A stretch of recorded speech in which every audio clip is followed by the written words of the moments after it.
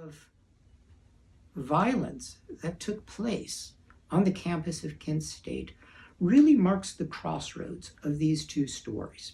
And so that's what we really wanted to try to address. And the process, we wanted to make this book very approachable. There's a lot of scholarly books out there that will develop with great precision the minutiae of the politics, of the economics, of the social conditions. And while acknowledging those contributions, we also wanted to make something that is very approachable. Not to dumb it down, but make it to draw very clearly those aspects that informed the violence that took place both in Kent State and also in Cambodia. So the first part of the book is really to account for the larger conditions that are taking place in Ohio and Kent State. The second part of the book focuses on the broad history of Cambodia within the larger Vietnam War. Now, the war itself is actually one of a series of conflicts, and this stretches back to the early decolonization efforts of the Vietnamese against the French. This is marked by the First Indochina War, or the Franco-Viet Minh War. This is followed by the Second Indochina War, what we in the United States refer to as the Vietnam War, what those in Vietnam generally refer to as the American War. And then the Third Indochina War, which is actually from 1970 onward, which takes place, or which largely involves the Vietnamese and the Chinese and Cambodia.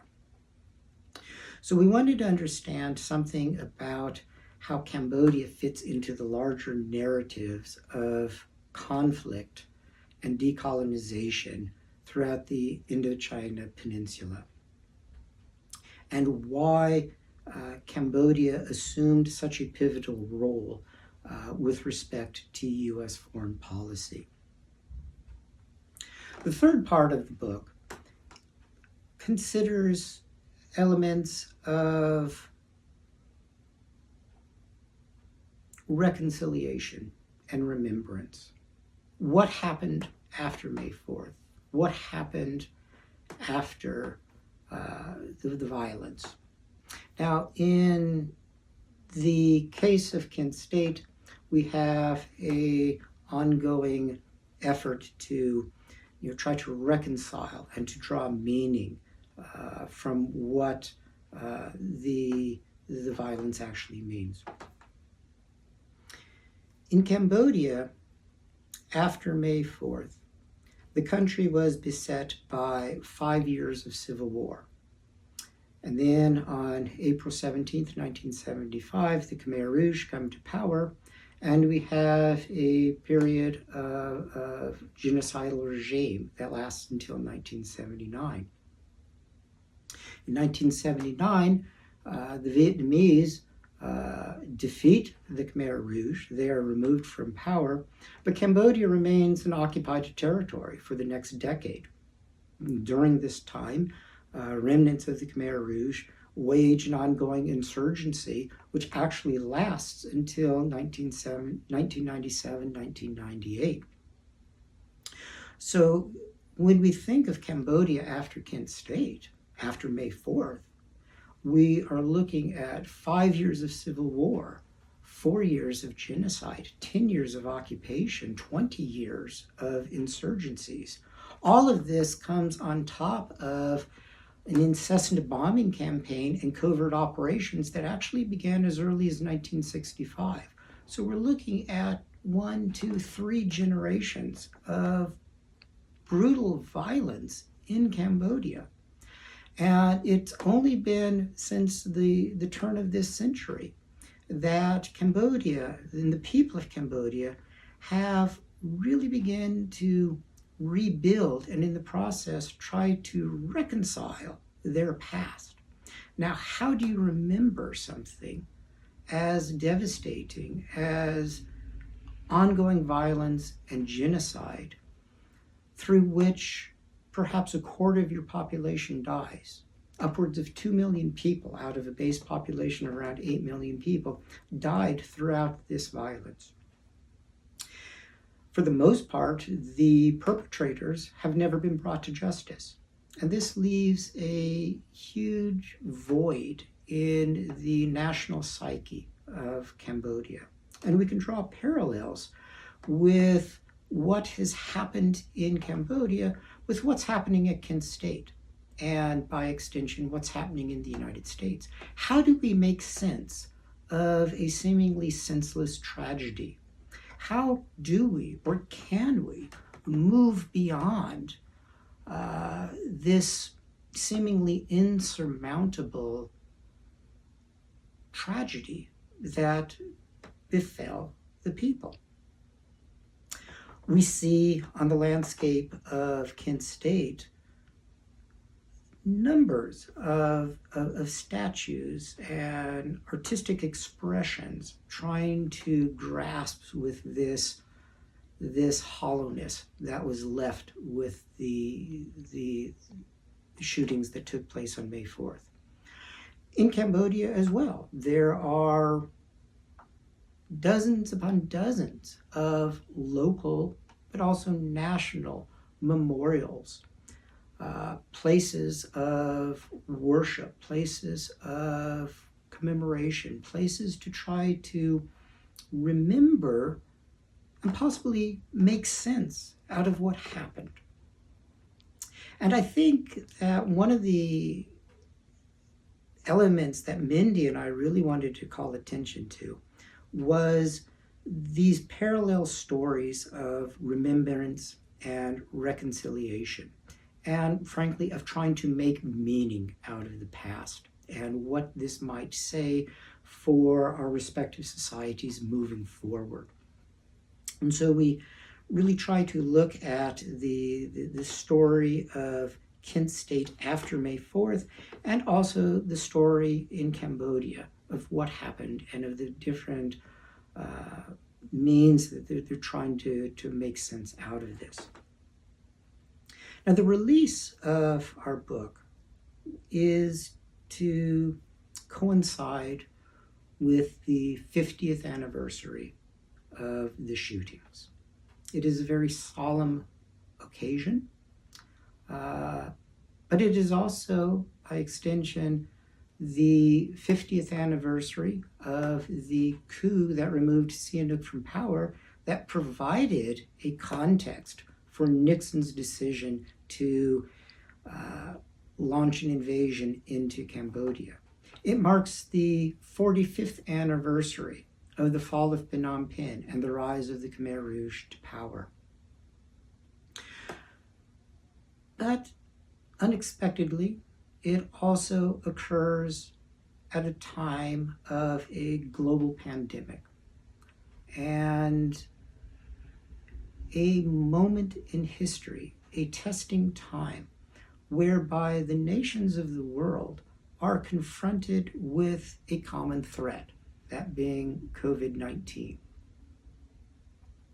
And I think we can draw some parallels between the pandemic that is confronting the global society today with some of the events that took place back in the 1960s and into the 1970s.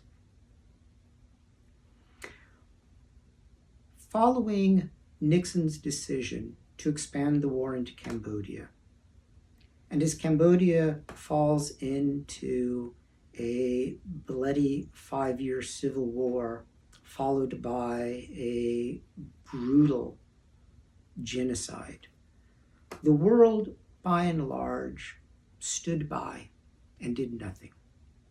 The people of Cambodia, the farmers, the fishers, the merchants, the everyday ordinary people, these were the people who suffered.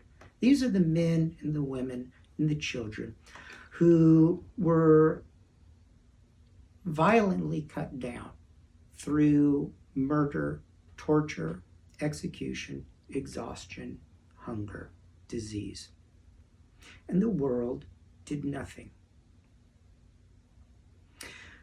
That period of inaction from the global community drives home the dangers of unfettered nationalism, racism, authoritarianism, isolationism, xenophobia.